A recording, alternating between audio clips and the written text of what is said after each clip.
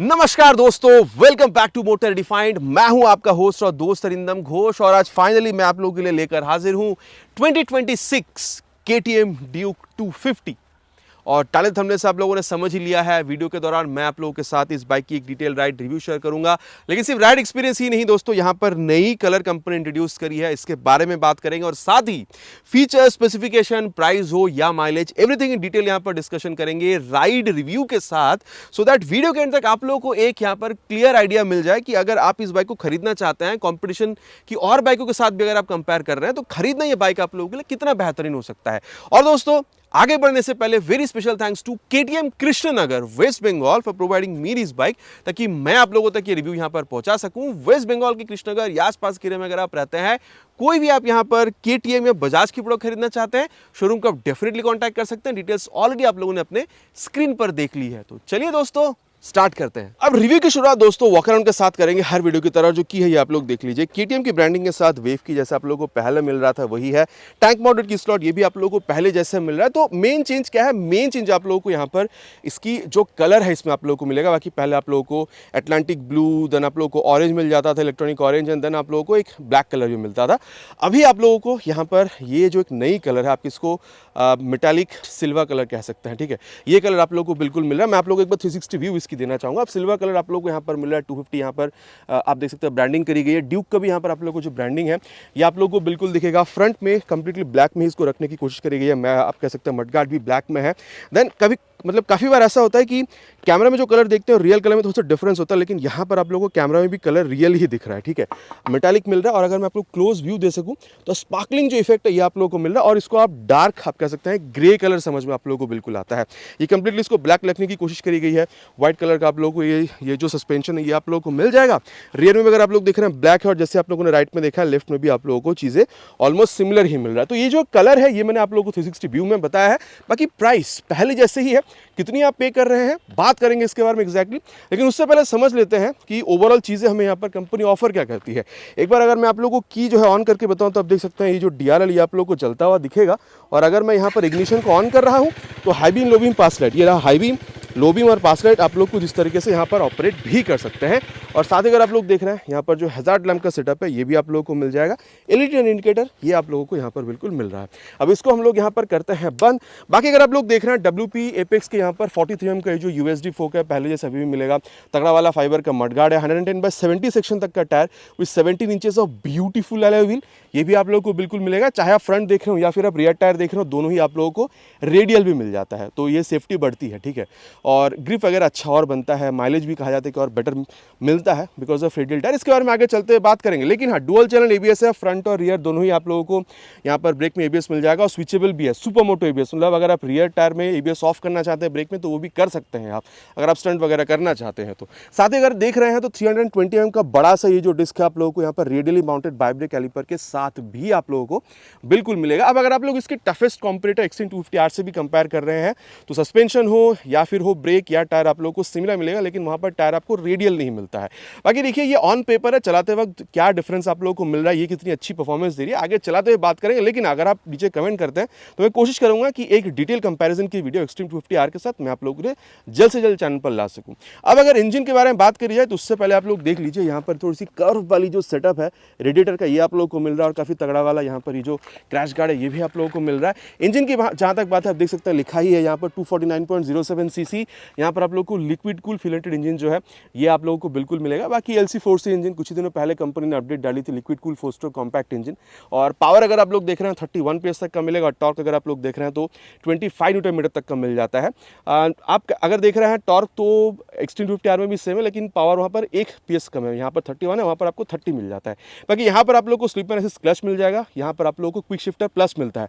Up या फिर down shift दोनों ही आप यहाँ पर क्लचलेस कर सकते हैं। इसको आगे हम लोग टेस्ट भी करेंगे। क्योंकि बात इंजन की कर रहे हैं तो यहाँ पर ये जो अंडरव्हील एग्जॉस्ट है इसकी आवाज़ भी आप लोग सुन लीजिए।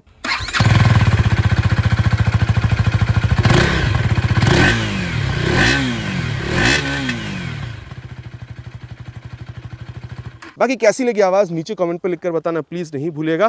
और एक बार दोबारा मैं यहाँ पर की ऑन करता हूँ ताकि मैं आप लोगों को रियर जो पोर्शन है इसकी बता सकूँ। कुछ इस तरीके से स्टाइलिश ये जो टेल लैंप है ये आप लोगों को बिल्कुल मिल जाएगा। फ्रंट की तरह रियर में भी एलईडी टर्न इंडिकेटर आपको मिलेगा। यहाँ पर ये मडगार्ड जो ये आप लोगों को मिल रहा है। बाकी अगर टायर अगर होता तो और ये बेहतर हो सकता था। बाकी नेकेड बाइक है तो इसलिए शायद कंपनी ने नहीं दिया। बाकी आप लोगों को क्या रहा है इस बारे में नीचे बिल्कुल बताइएगा। साथ ही आप देख सकते हैं रिफ्लेक्टर नंबर प्लेट लगाने की जगह आप लोगों को यहाँ पर बिल्कुल मिलेगा।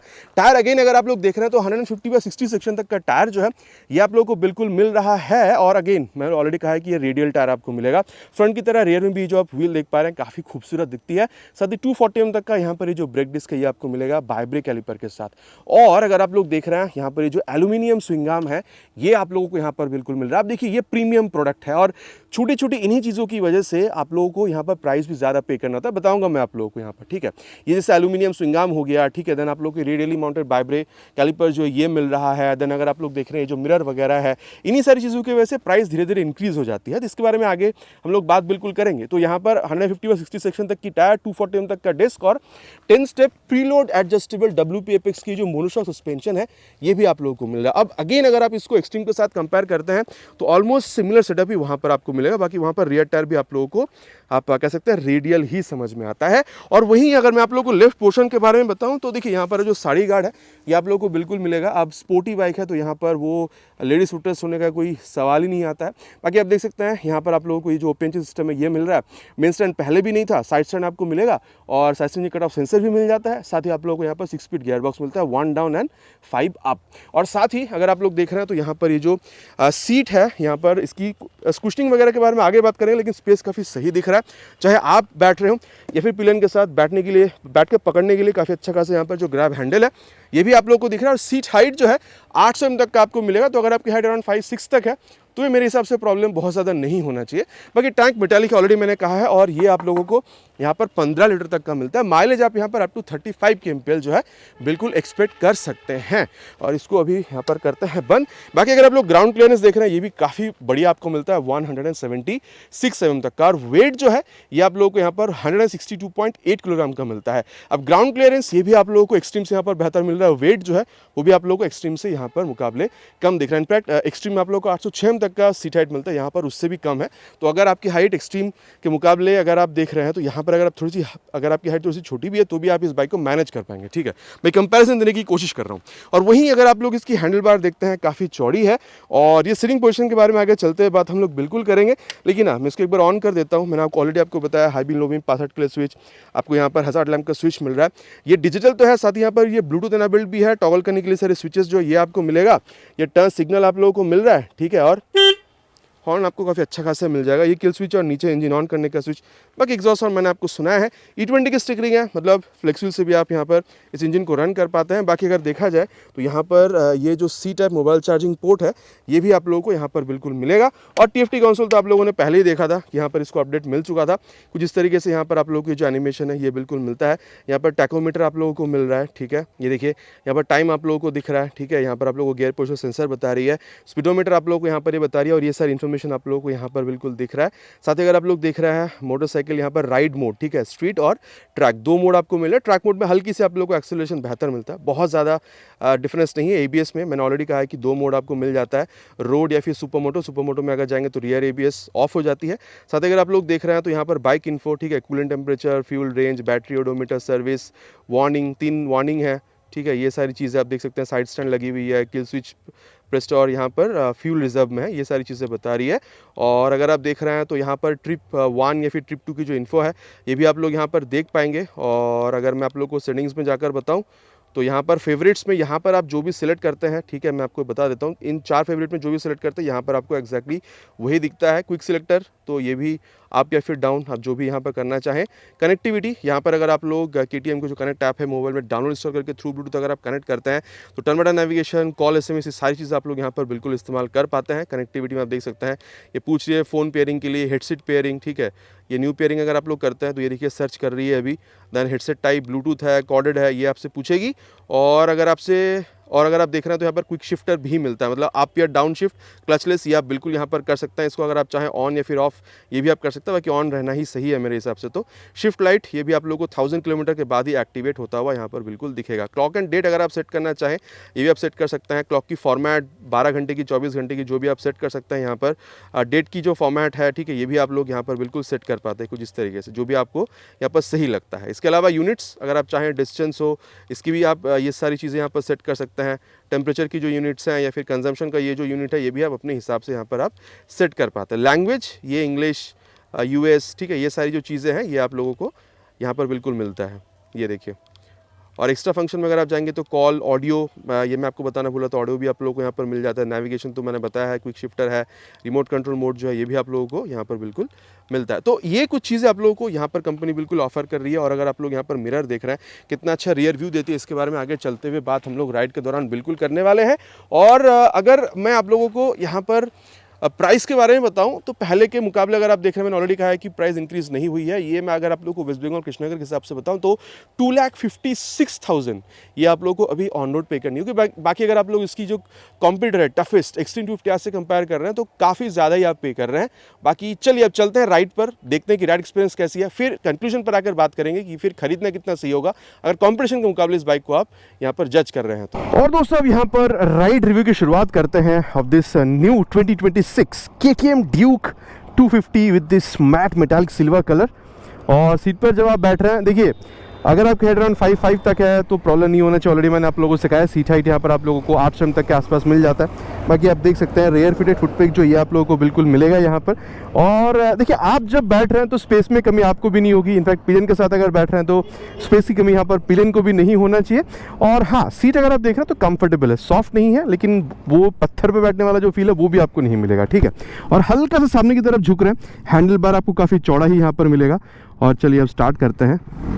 यहाँ पर मैंने इसको रोड मोड पर रखा है और ये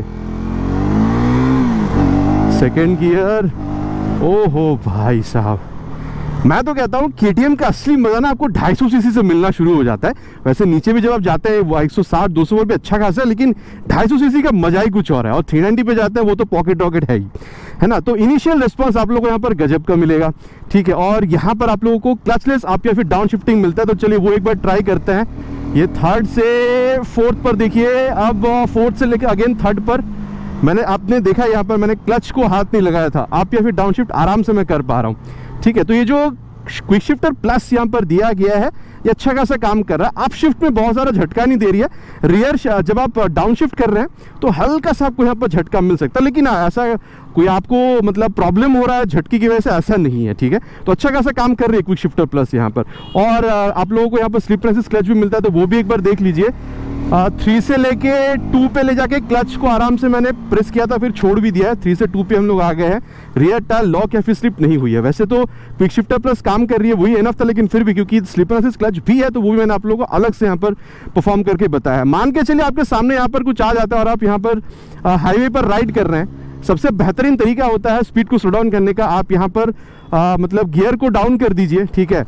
तो अपने आप यहाँ पर अगर आप गियर डाउन कर देते हैं स्पीड स्लो हो जाती है, लेकिन गियर डाउन करने के बाद जब आप क्लच छोड़ देते हैं ना तो वहाँ पर रियर टायर लॉक होकर स्लिप होती है, एक्सीडेंट हो जाता है। तो उससे यहाँ पर आपको डेफिनेटली राहत बिल्कुल मिल रहा है। तो स्लिप एंड असिस्ट क्लच हो या फिर आप कह सकते हैं क्विक शिफ्टर प्लस काफ़ी बेहतरीन तरीके से काम कर रही है। और चलिए अब यहाँ पर जो क्लच गियर के बारे में बात हो रहा है तो इसकी जो एक्सेलरेशन टेस्ट है उसको कंप्लीट करते हैं, फिर परफॉर्मेंस के बारे में आगे बात करेंगे। लेकिन उससे पहले एक और बात है, अगर आप यहाँ पर अप या डाउन शिफ्टिंग देख रहे हैं, एकदम ही हल्के से एफर्ट के साथ आप लोगों को यहाँ पर जो गियर है वो अप या फिर डाउन हो जाती हुई दिखेगी। प्रॉब्लम आपको नहीं होना चाहिए। Already on first gear, have activated track mode. Let's see. We'll start the acceleration test with 3 horns. Slow launch.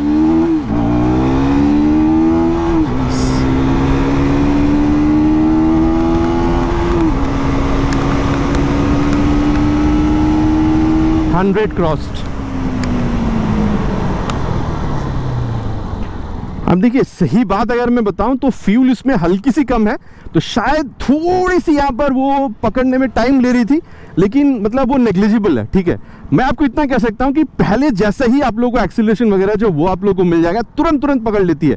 0 to 60 हो 100 हो, ठीक है। बाकी एक्सेलरेशन में आप लोगों को यहाँ पर कोई कमी फील नहीं होनी चाहिए। और मैं कहूँगा चाहे इनिशियल हो या फिर टॉप एंड तक की परफॉर्मेंस हो, आप हो चाहे आप पिलियन के साथ ही राइड क्यों ना कर रहे हो, आपको यहाँ पर पावर वगैरह की कोई कमी आप लोगों को यहाँ पर फील नहीं होगी।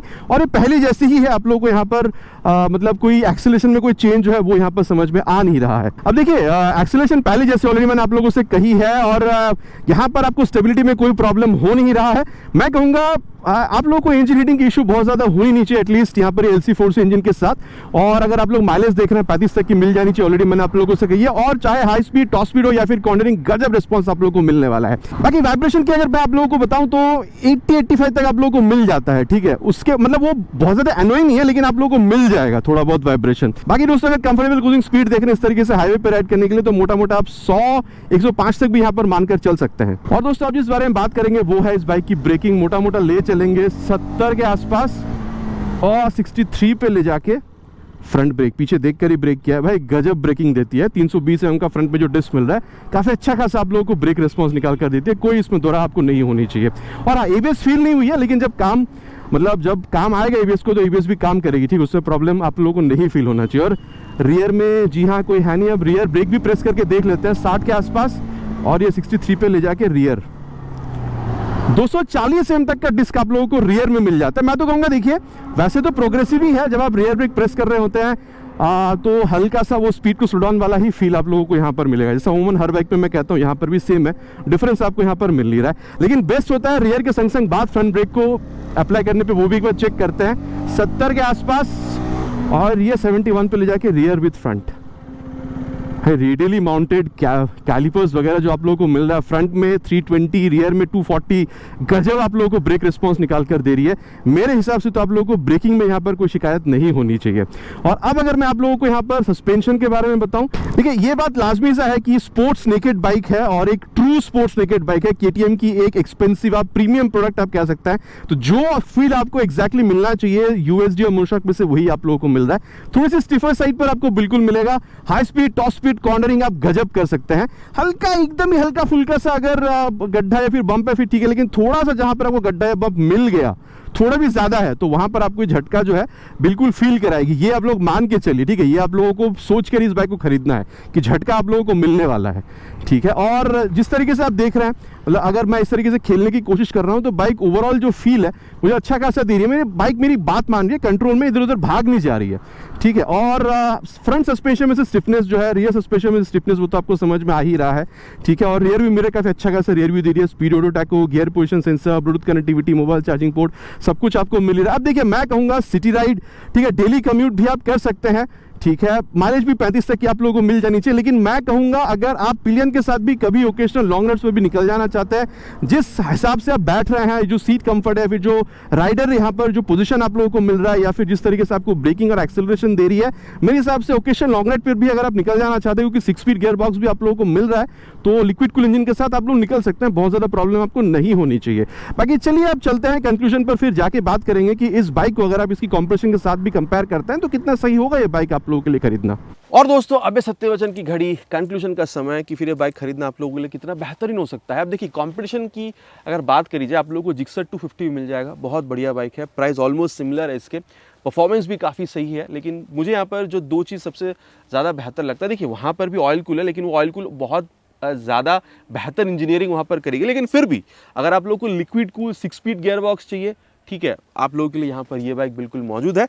अब देखिए अगर आप टफेस्ट कंपटीशन देख रहे हैं मार्केट में आज के डेट पर, तो आप लोगों को एक्सट्रीम 250R दिख जाता है। ऑलरेडी मैंने आप लोगों को कही है यहाँ पर वॉक अराउंड के दौरान भी। देखिए मैं कहूँगा एक्सट्रीम 250R आप लोगों को करीबन 50-55 हज़ार कम रुपए में मिल रहा है अगर आप इस बाइक से कंपेयर कर रहे हैं। वो बाइक भी काफ़ी सही है, कोई दुराहा उसमें नहीं है। अगर आप लोगों को सिमिलर परफॉर्मेंस या फिर हल्की सी बेहतर परफॉर्मेंस भी अगर आप लोगों को चाहिए, 250 सीसी में अच्छी एक्सीलरेशन, आप लोग वो बाइक भी खरीद सकते हैं। 2 लाख तक की बजट में वो भी आपको मिल जाता है। लेकिन जब आप यहाँ पर आ रहे हैं, डेफिनेटली एक्सपेंसिव प्रोडक्ट है, डेफिनेटली एक्सपेंसिव प्रोडक्ट है। मैं ये भी कहूँगा कि आप जहाँ पर भी हाथ रख देंगे ना, वहाँ पर आप लोगों को वो जो एक्सपेंसिव, एक जो प्रीमियम जो फील है ना, वो भी आप लोगों को यहाँ पर मिलता है। चाहे आप टायर देख लीजिए, रेडियल है, आप ब्रेक डिस्क देख लीजिए, आप कैलिपर देख लीजिए, आप यहाँ पर इसकी जो आप लोग यहाँ पर RVM मिल रहा है ये आप देख लीजिए, आप इंजन की परफॉर्मेंस देख लीजिए, आप हैंडलिंग देख लीजिए, सस्पेंशन, ठीक है, आप इंजन 6 स्पीड लिक्विड कूल, ये सारी चीज़ें, मतलब जहां भी आप लोग देख रहे हैं एक प्रीमियम प्रोडक्ट है, एक्सपेंसिव है और प्रीमियम आप लोग को यहाँ पर एक परफॉर्मेंस भी निकाल कर दे रही है, ओवरऑल एक अच्छी हैंडलिंग भी ये बाइक निकाल कर दे रही है। तो मैं तो कहूँगा एक्सट्रीम भी काफ़ी सही है, 50,000 रुपये कम के बजट में, 50-55,000 कम के भी बजट में। लेकिन अगर आप लोग एक्सपेंसिव प्रोडक्ट, एक प्रीमियम प्रोडक्ट खरीदना चाहते हैं जहां पर आपको एक प्रीमियम फील लेना है, अच्छा आप लोगों को यहाँ पर हैंडलिंग चाहिए, ब्रेकिंग चाहिए, एक्सेलरेशन चाहिए, अच्छी फीचर चाहिए, ब्लूटूथ वगैरह की बात कर रहा हूँ, तो मेरे ख्याल से 2026 KTM ड्यूक 250 अभी भी आप लोगों के लिए एक बहुत बेहतरीन प्रोडक्ट हो सकता है। बाकी अब आप लोग क्या समझते हैं आफ्टर दिस रिव्यू? आप जिक्सर पे जाना चाहेंगे, आप स्टिल यहाँ पर एक्सट्रीम 250R पे जाएंगे, या फिर आप ये जो नई कलर के साथ ड्यूक 250 है ये खरीदेंगे? नीचे प्लीज़ कमेंट पे लिखकर बताना नहीं भूलेगा। आशा करता हूँ दोस्तों वीडियो आप लोगों को पसंद आई होगी। अगर पसंद आई है तो प्लीज़ वीडियो में एक लाइक कर दीजिएगा, और आप लोग फॉलो नहीं करते हैं, अगर चैनल पर पहली बार आ रहे हैं, वीडियो आपको पसंद आई है तो प्लीज़ फॉलो कर दीजिएगा, ये मेरी आप लोगों से रिक्वेस्ट है। बहुत जल्द मिलेंगे चैनल पर इसी तरीके से एक नया वीडियो में नए बाइक के स्कूटर के साथ। Till then ride safe and जय हिंद।